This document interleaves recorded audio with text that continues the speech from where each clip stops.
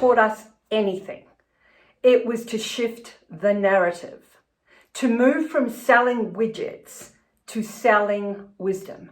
But this approach is not just for anybody. It's not for the person who has a hammer and sees that everything around them is a nail. It is not for that seller who wants to push a square peg into a round hole, or who wants to continue to have transactional conversations. And that's okay.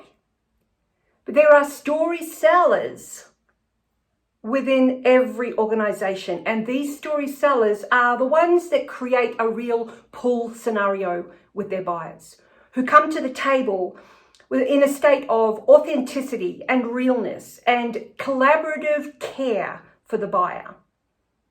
The story seller is somebody who almost has like the Swiss Army knife of sales, where this whole tool set doesn't just include methodologies of how to sell or different types of scripts, but they bring in tools such as story, such as psychology, such as neurolinguistics, such as coaching skills.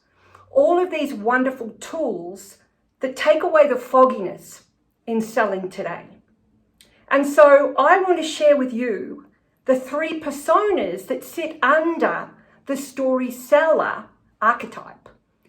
And so we need to start by recognizing the 3 different stories that form the story selling philosophy.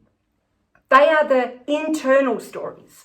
Now, the internal stories are those stories that we tell ourselves about the buyer, that we tell ourselves about the deal, that we tell ourselves about the economy, the price, the product.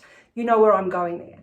So we need to be the type of seller who is okay with identifying their own strengths and weaknesses. We need to be the story catcher. So we need to catch those stories, and then we need to know what to do with them. Secondly, after we have identified the stories that we tell ourselves about the buyer, we need to acknowledge the stories we tell our buyer. Now, typically, when we think about storytelling, we think about origin story, connection stories, signature story, success story, and all of those stories which are crucial to have under our belt. But there's another type of story that I'm talking about here, and that is the ability to visualize stories, to be able to create some type of a value model that talks to the who and the why your buyer needs to change. Secondly, it's how do we build enough intensity in the conversation and share with our buyer, collaborate with our buyer on what actually needs to change. And thirdly, once we've got clear on why and what, it's then the how and the ability to tell a story visually on how you're going to help that buyer is just a game changer. So that is why we need to also learn how to be a strategic storyteller. The third group of stories are the essential stories. So we've got the internal, the external, now the essential stories. The essential stories are like that 3-legged stool, right? But in most cases, the third leg's missing. The essential stories are those stories we need to elicit from our buyer. And this is the area where I find most sellers fail. So we bring in a coach approach because we need to be able to not just sell our clients today, our buyers, we need to guide them and coach them. And in order to do that, we need to elicit their stories.